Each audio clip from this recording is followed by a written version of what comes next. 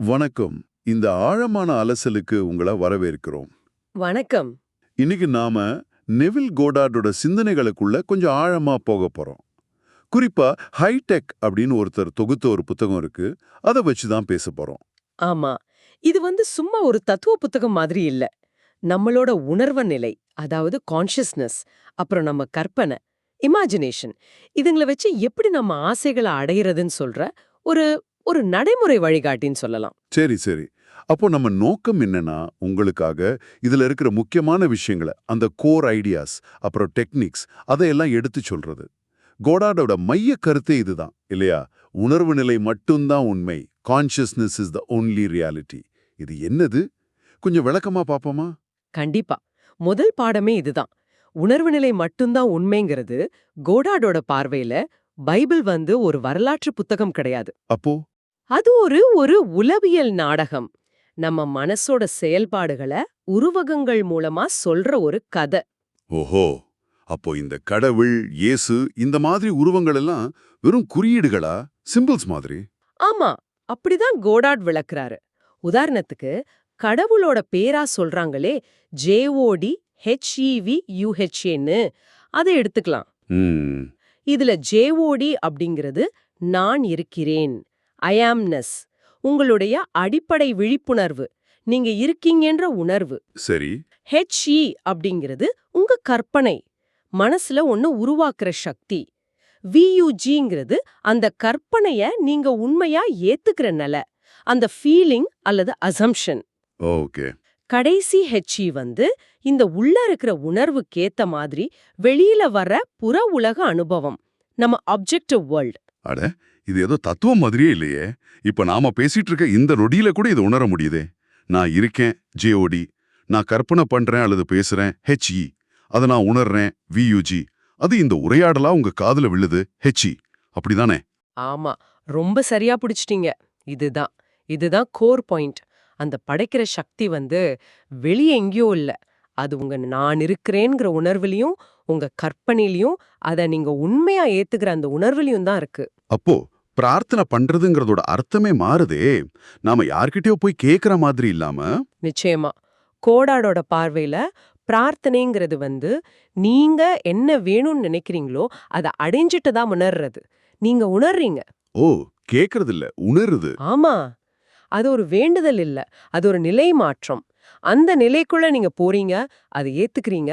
அதனாலதான் அவர் திரும்ப திரும்ப சொல்றாரு, ஊகங்கள் உண்மையாகின்றன. Assumptions harden into fact. நீங்க எதை உண்மையா நம்பி ஆழமா உணர்றீங்களோ அது உங்க யதார்த்தமா மாறிடும். இதுக்கு ஒரு பைபிள் கதைகளை உருவகமா பயன்படுத்துறாருன்னு சொன்னீங்க. ஒரு உதாரணம் சொல்லுங்களேன். ஓ, சொல்றேனே. யாக்கோபு கதை இருக்குல்ல, ஆதியாகமம் 32ல வரும், தேவதூதனோட மல்யுத்தம் செய்வார். ஆமா ஆமா. அது உண்மையில என்னன்னா, ஒரு மனுஷன் தன்னோட ஆசையோட போராடுறது தான். யாக்கோபு விடவே இல்ல பாருங்க. அந்த தேவதூதன் கிட்ட ஆசீர்வாதம் வாங்குற வரைக்கும் விடாம போராடினார். அது மாதிரி நாமளும் ஒரு ஆசைய அது உண்மையா மாறுற வரைக்கும், அதாவது ஒரு திருப்தி வர்ற வரைக்கும், அந்த ஃபீலிங் ஆஃப் சாட்டிஸ்ஃபேக்ஷன், அது வரைக்கும் அந்த உணர்வை பிடிச்சுக்கணும். திருப்தி வர்ற வரைக்குமா? ஆமா, அந்த திருப்தி வந்துட்டா அப்புறம் அந்த ஆசைக்கான ஏக்கம் போயிடும். அது நிறைவேறிடுச்சுன்னு அர்த்தம். அப்போ சும்மா நினைச்சா மட்டும் பத்தாது, அந்த எண்ணம் நிறைவேறின மாதிரி உணரணும். நம்ம ஐம்புலன்களை கூட ஏமாத்தணுமா? ஆமா ஆமா. அதுக்குதான் அந்த ஈசாக்கு ஏசா யாக்கோபு கதை, ஆதியாகமம் 27 ஒரு நல்ல உதாரணம். ஈசாக்கு அவர் குருடா இருக்காரு, அதாவது புலன்களை தாண்டின ஒரு உணர்வு நிலைன்னு வச்சுக்கோங்க. சரி. ஏசா கடினமான ஆளு, நம்ம புலன்கள் மூலமாக அறிகிற தற்போதைய யதார்த்தம் மாதிரி. யாக்கோபு மென்மையான ஆளு, நாம விரும்புற அந்த அகநிலை யதார்த்தம் மாதிரி.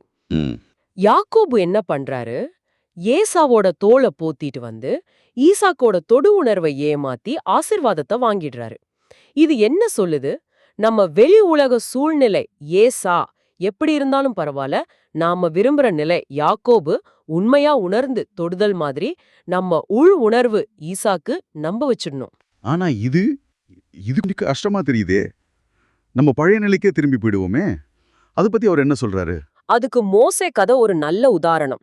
உபாகமம் 34ல மோசே தன் மரண செய்தியை தானே எழுதுற மாதிரி நாமளும் நம்ம பழைய சுயத்துக்கு, அந்த பழைய லிமிட்டேஷன்ஸ்க்கு முழுசா செத்து போகணும்னு சொல்றாரு.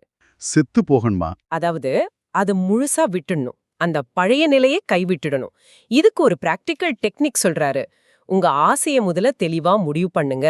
அது நடந்து முடிஞ்சதுக்கு அப்புறம் இயல்பா என்ன நடக்குமோ அதுல ஒரு சின்ன நிகழ்வு கற்பனை பண்ணுங்க. ஓகே. அப்புறம் தூக்கம் வர்ற அந்த மயக்க நிலை இருக்குல்ல, ட்ரௌசி ஸ்டேட், அதுக்கு போயிட்டு அந்த நிகழ்வுல நீங்க இருக்கிறதா அதை இப்போ உணர்றதா நினைக்கணும். சும்மா பாக்குறது இல்ல, அதுல நீங்க பார்ட்டிசிபேட் பண்றீங்க. சரி சரி, புரியுது. அப்போ உணர்வு நிலை தான் அடிப்படை. அதை நம்ம ஊகங்கள் மூலமா மாத்தலாம். இது முதல் பாடம். அடுத்து, இந்த ஊகங்கள் எப்படி உண்மையா மாறுது அதை சொல்லுங்க. அதுதான் பாடம் 2, அசம்ஷன்ஸ் ஹார்டன் இன்டு ஃபேக்ட். திரும்பவும் சொல்றேன், பைபிள் ஒரு உளவியல் நாடகம். இதை ஞாபகம் வச்சுக்கோங்க. இங்க யோவான் 18ல வர்ற இயேசு பரபாஸ் கதைய காடாட் வேற மாதிரி பாக்குறாரு. பரபாஸ் இருக்காருல்ல, தந்தையன் மகன் ஆனா திருடன்.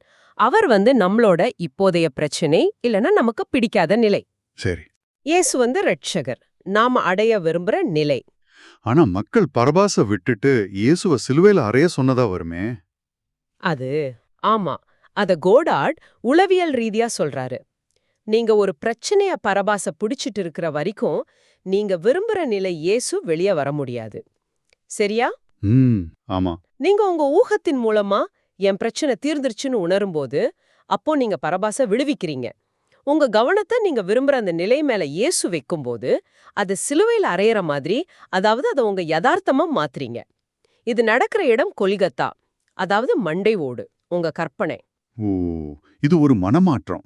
நான் பரபாச விட்டுட்டேன்னு எனக்கு எப்படி தெரியும்? உங்க ஆட்டிடியூட் மாறும். அதே சூழ்நிலைய, அதே ஆளுகளை நீங்க வேற மாதிரி பாப்பீங்க. ஏன்னா உங்க அடிப்படை ஊகம் மாறிடுச்சு. சரி. இத யோசுவா எரிகோ கோட்டையை இடிக்கிற கதையிலயும் யோசுவா 6 பார்க்கலாம். எரிகோவோட அந்த அசையாத சுவர்கள் இருக்குல்ல, தடைகள் பிரச்சனைகள் மாதிரி, அது எப்படி உடையுது? எப்படி? யோசுவாவோட உறுதியான நம்பிக்கை. அந்த 7 தடவை எக்காலம் ஊதுறது, அது சப்பாத், அதாவது ஓய்வு, நம்பிக்கை, இதெல்லாம் குறிக்குது. அந்த நம்பிக்கையால சுவர்கள் உடையுது. அதாவது உங்க ஊகத்துல நீங்க உறுதியா நின்னா தடைகள் தானா விலகிடும். அப்போ பிரச்சனையை எதிர்த்து ஃபைட் பண்றதை விட தீர்வு வந்துடுச்சுன்னு நம்புறது தான் முக்கியம். இதுதான் இந்த தலைகீழ் முயற்சி விதியா? Law of reverse effect. அதேதான், கரெக்டா சொன்னீங்க. மனசால போராடக்கூடாது, உடம்பையும் மனசையும் நல்லா தளர்த்திக்கிட்டு ரிலாக்ஸ்டு ஸ்டேட், நீங்க விரும்பின நிலை உண்மை ஆயிடுச்சுங்கிற அந்த உணர்வை மெதுவா ஆனா உறுதியா அஸ்யூம் பண்ணணும், அதை ஏத்துக்கணும். அதுக்கு என்ன பண்ணலாம்? ஆளாட்டு மாதிரி அந்த மயக்க நிலையில திரும்ப திரும்ப சொல்லலாம். இது வெறும் மனப்பயிற்சி இல்ல, இது ரியாலிட்டிய உருவாக்குற ஒரு செயல். சரி, உணர்வு நிலை தான் உண்மை, நம்ம ஊகங்கள் அதை உருவாக்குது. அடுத்ததா 4வது பரிமாணத்தில் சிந்திப்பதுன்னு சொல்றாரு. Thinking 4th dimensionally. இது கொஞ்சம் சிக்கலா இருக்கே. இல்ல, எளிமையா சொல்லணும்னா, இப்போ இருக்கிற சூழ்நிலைக்கு நம்ம ரியாக்ஷன் பண்றோம்ல, அது 3D பார்வை. அத விட்டுட்டு நீங்க விரும்புற முடிவு ஏற்கனவே நடந்து முடிஞ்சிருச்சுன்ற பார்வையிலிருந்து 4D பார்வை யோசிக்கிறது, உணர்றது. இதுதான் அது. என்னது? முடிவு ஏற்கனவே முடிஞ்சிருச்சா? கோடார்ட்டோட பார்வையில ஆமா. கடந்த காலம், நிகழ்காலம், எதிர்காலம் எல்லாமே இந்த 4வது பரிமாணத்துல ஒரே நேரத்துல இருக்கு. எல்லா நேரமும் ஒரே நேரத்திலயா?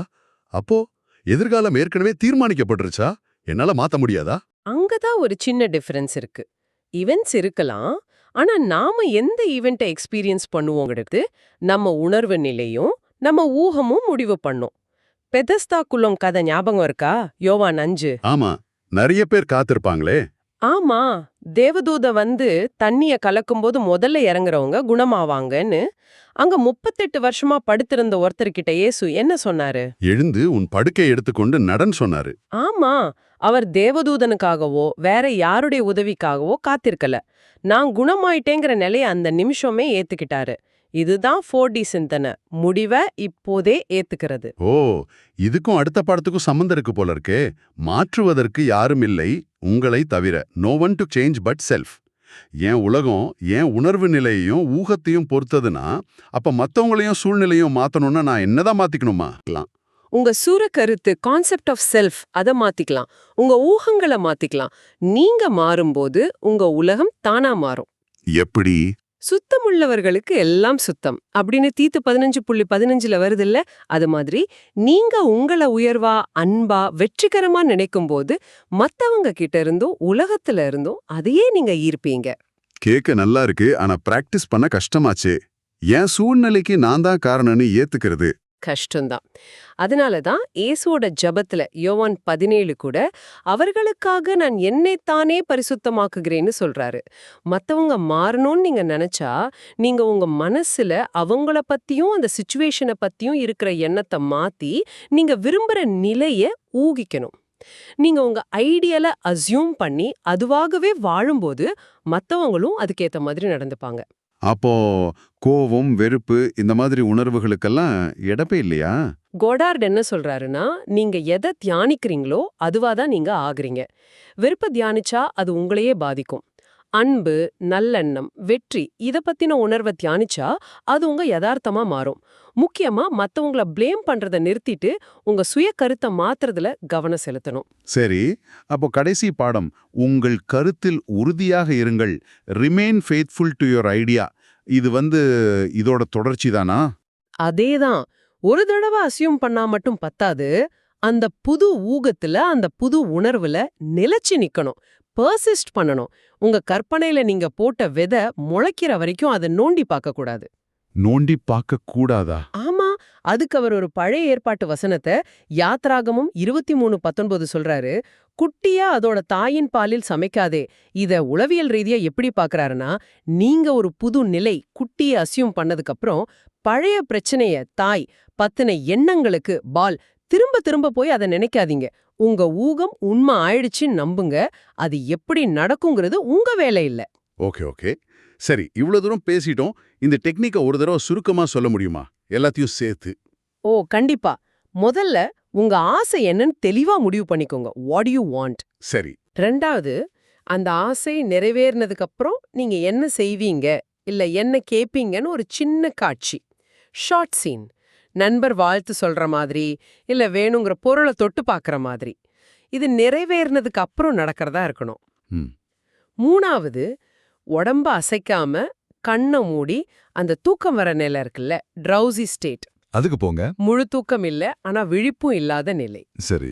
நாலாவது, அந்த காட்சிய மனசுல கொண்டு வந்து அதுல நீங்க இருக்கிறதா அதை உணர்றதா கற்பனை பண்ணுங்க. ஃபர்ஸ்ட் பர்சனா அதை எக்ஸ்பீரியன்ஸ் பண்ணுங்க. எல்லா புலன்களையும் யூஸ் பண்ணுங்க. என்ன பாக்குறீங்க, கேக்குறீங்க, தொடுறீங்க. ஓகே, உணரணும். ஆமா. அஞ்சாவது, அந்த உணர்வு நிஜம் மாதிரி தெரியற வரைக்கும் இல்ல ஒரு திருப்தி வர்ற வரைக்கும் அதை திரும்ப திரும்ப செய்யுங்க. சரி, இது ஒரு வழி. வேற? இன்னொரு வழி ஒரு சின்ன வாக்கியம், நன்றி இல்ல இது அற்புதம் மாதிரி. அதை எடுத்துக்கிட்டு அது உண்மையா ஃபீல் ஆகுற வரைக்கும் அந்த மயக்க நிலையில ஒரு தாலாட்டு மாதிரி திரும்ப திரும்ப சொல்லலாம். முக்கியம் என்னன்னா அந்த உணர்வு. Feeling is the secret. இந்த பரிமாணத்தில் பெரிய உலகம்னு சொன்னீங்களே, டைமென்ஷனலி கிரேட்டர் வேர்ல்ட், அது இதுக்கு அவசியமா, புரிஞ்சுக்கணுமா? அது கொடாடோட பிலாசபிக்கல் பேக்ரவுண்ட். நம்ம 3D உலக அனுபவம்ங்கிறது ஒரு பெரிய 4D யதார்த்தத்தோட ஒரு பகுதி தான். அதுல இருந்து தான் நாம நம்ம அனுபவங்களை செலக்ட் பண்றோம்னு அவர் நம்பினாரு. இது ஏன் இந்த டெக்னிக் வேலை செய்துன்னு விளக்க உதவுது. ஆனா பிராக்டிக்கல் அப்ளிகேஷனுக்கு நீங்க அந்த பெரிய தத்துவத்தை புரிஞ்சுக்கலனாலும் இந்த உணர்வை ஏற்கும் டெக்னிக்கை பயன்படுத்தலாம், வேலை செய்யும். அருமை, ரொம்ப தெளிவா இருக்கு. அப்போ இந்த நெவில் கோடாரோட போதனைகளோட மொத்த சாராம்சமே இதுதான் சொல்லலாமா? நம்ம உணர்வு நிலை தான் எல்லாத்துக்கும் மூலம். நம்ம ஊகங்கள், அதாவது நாம எதை உண்மையா உணர்றோமோ அதுதான் நம்ம உலகத்தை உருவாக்குது. மாத்த வேண்டிய சக்தி நமக்குள்ளதான் இருக்கு, வெளியல்ல. நம்மள மாத்துறது மூலமா தான் அது வெளிப்படும். மிகச்சரியா சொன்னீங்க. அதுதான் விஷயம். இந்த அலசலோட இறுதியில உங்களுக்காக ஒரு சின்ன சிந்தனை. கோடாட் சொல்ற மாதிரி ஒரு ஊகம் பொய்யாக இருந்தாலும் நிலைநிறுத்தப்பட்டால் உண்மையாக மாறும் இல்லையா? ஆமா. அப்போ இந்த நொடியில நீங்க எந்த ஒரு சின்ன ஆனா நல்ல பாசிட்டிவ் ஊகத்தை உண்மையா உணர துணிவீங்க? சும்மா ஒண்ணு. ஒருவேளை அதை இன்னைக்கு ட்ரை பண்ணி பார்க்கலாமே. நிச்சயமா. இந்த ஆழமான சிந்தனை பயணத்துல எங்களோட இணைஞ்சதுக்கு ரொம்ப நன்றி. இந்த கருத்துக்கள் உங்களுக்கு பயனுள்ளதா இருக்கணும், உங்களை சிந்திக்க தூண்டணும்னு நம்புறோம். நன்றி. நன்றி.